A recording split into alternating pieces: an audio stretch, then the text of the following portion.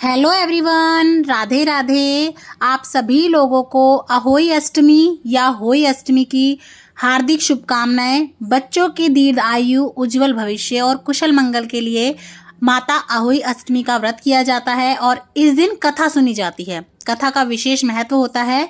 तो चलिए आज की वीडियो में अहोई माता की कथा सुन लेते हैं।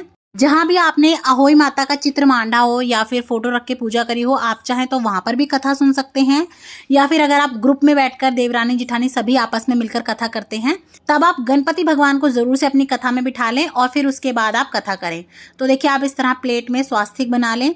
उसके बाद आप चाहें तो भगवान जी की कोई फोटो ले सकते हैं, गणपति भगवान की मूर्ति ले सकते हैं, नहीं तो आप सुपारी या मिट्टी की डली पे कलावा बांध के गणपति भगवान का स्वरूप मान के उनको बीच में बिठा के उनको तिलक वगैरह करके भी कथा सुन सकते हैं।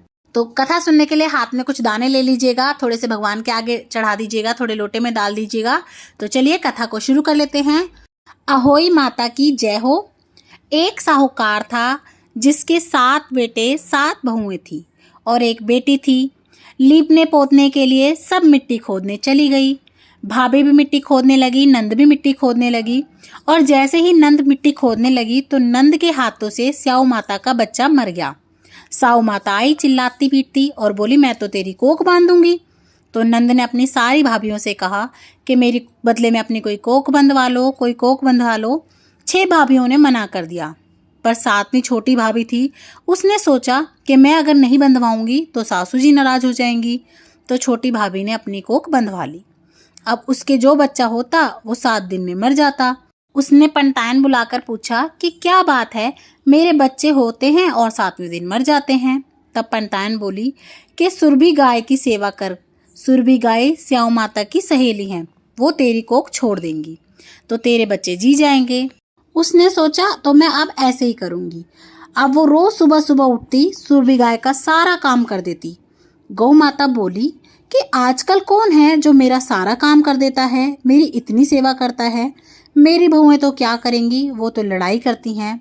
आज देखा जाए कि कौन है जो सारा काम कर जाता है। गौ माता ने खूब सुबह उठकर देखा कि एक साहूकार के बेटे की बहू है जो सारा काम कर जाती है। गौ माता बोली कि तुझे किस चीज की इच्छा है जो तू मेरा सारा काम कर जाती है, मांग, क्या मांगती है। तब साहूकार की बहू बोली, मुझे वचन दो। गौ माता उसे वचन दिया। तब साहूकार की बहू बोली कि स्याऊ माता तुम्हारी सहेली है और स्याऊ माता के पास मेरी कोख बंधी हुई है, उनसे मेरी कोख छुड़वा दो। गौ माता बोली ठीक है। फिर गौ माता उसे 7 समुंदर पार अपनी सहेली के पास ले जाने लगी।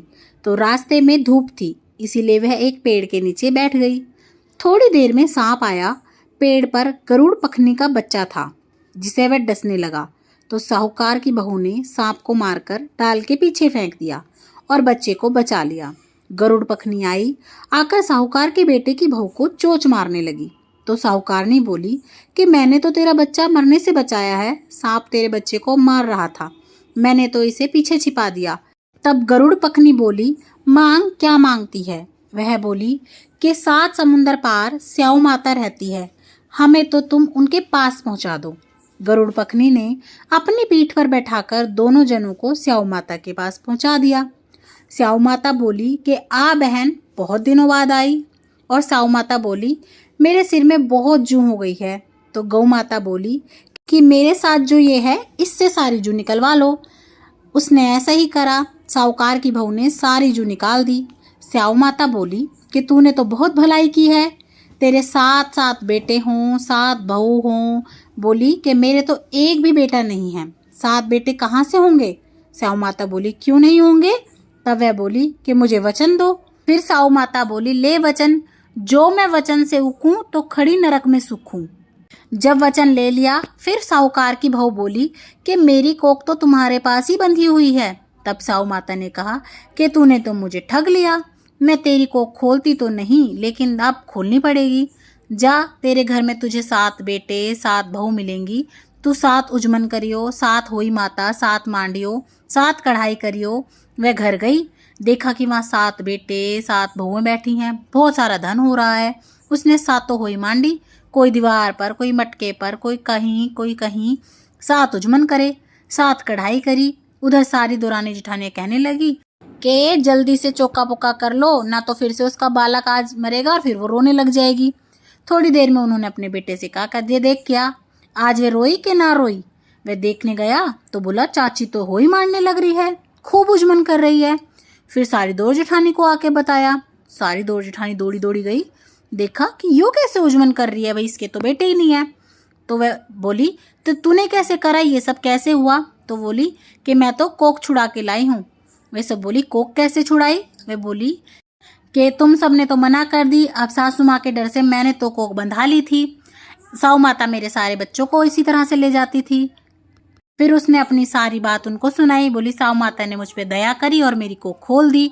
हे साऊ माता, जैसे साहूकार की बहू की कोख खोली ऐसे सबकी खोलना। कहते सुनते हुकारा भरते सारे परिवार की कोख खोलना, सबके घर पे अपनी कृपा दृष्टि बनाए रखना। तो इसी तरह से हमारी अहोई माता की कथा संपूर्ण होती है। और होई माता की कथा हो, करवा चौथ की कथा हो, उसके बाद विनायक महाराज की कथा जरूर से कहनी चाहिए, वरना कथा संपूर्ण नहीं मानी जाती। तो चलिए विनायक महाराज की भी कथा कह लेते हैं। विनायक महाराज की कथा। एक अंधी बुढ़िया माई थी, गणपति भगवान को रोज मनावे ध्यावे भोग लगावे खूब सेवा करती थी। गणपति भगवान उससे बहुत प्रसन्न हो गए और एक दिन साक्षात बुढ़िया माई के सामने आकर खड़े हुए और बोले मांग बुढ़िया माई, क्या मांगती है। बुढ़िया माई बोली मैं तो मांगना ना जानूं। विनायक महाराज बोले कोई बात नहीं बुढ़िया माई, मैं कल फिर से आऊँगा, अपने बेटे बहू से पूछ लियो, अड़ोसी पड़ोसियों से पूछ लियो, फिर मांग लियो, कल मैं फिर आऊँगा, फिर बता दियो। बुढ़िया माई बोली ठीक है। बुढ़िया माई अपने बेटे के पास गई, सारी बात बताई। बोली ऐसे ऐसे विनायक महाराज आए थे, बता बेटा क्या मांगूं। तो बेटा बोला माँ बहुत सारा धन दौलत मांग ले, करोड़ों की माया मांग ले। बुढ़िया माई बोली अच्छा ठीक है बेटा। बुढ़िया माई आगे चल पड़ी, बहू के पास गई, बहू को सारी बात बताई। बहू बोली माँ जी क्यों आप धन दौलत मांगो, पोता मांग लो, अच्छा है पोता देख लोगी। बुढ़िया माई बोली बात तो इसकी भी सही है। बुढ़िया माई सहेलियों के पास गई, सहेली से कही कि बेटा कह रहा है धन मांग ले, बहू कह रही है पोता मांग ले। तो सहेली कहने लगी क्यों तू धन मांगे और क्यों तू मांगे पोता, तू तो अपनी आंख मांग ले, बुढ़ापे में तो तेरी गति रहेगी। बुढ़िया माई बोली बात तो ये भी सही कह रही है। बुढ़िया माई पूरी रात सोचती रही, विचारती रही क्या मांगूं क्या मांगूं। यूं ही करके बुढ़िया माई ने सारी रात निकाल दी।